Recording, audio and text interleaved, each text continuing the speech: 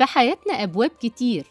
في أبواب ممكن تتفتح ويدخل منها الخير، وفي أبواب بيكون لازم تتقفل عشان الريح بيكون شديد، وفي أبواب خير سهلة تتفتح، بس خلي بالك دايماً من الأبواب المتوربة اللي ممكن يكون أذاها أكبر بكتير من نفعها. تعالوا نسمع إيه اللي حصل مع الست إحسان.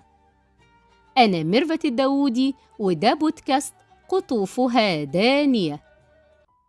الست إحسان ست كبيرة على قد حالها، من الناس بتاعت زمان اللي قلوبها نقية، ما تعرفش حاجة غير الرضا والابتسامة. بتبيع تمر على باب المسجد.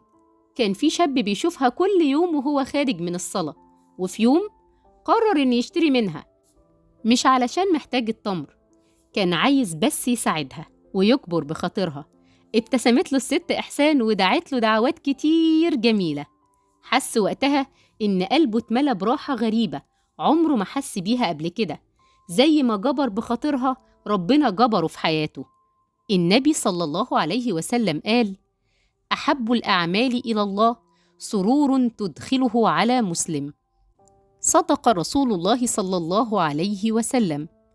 يعني أي حاجة تفرح بيها حد، حتى لو بكلمة، ليها أجر كبير عند ربنا. الخير مش لازم يكون حاجات كبيرة، ابتسامة، مساعدة بسيطة، دعوة من القلب، دي كلها أبواب خير سهلة تتفتح. النهاردة جرب تفتح باب خير لحد، يمكن تكون سبب في فرحته وتاخد أجر كبير عند ربنا.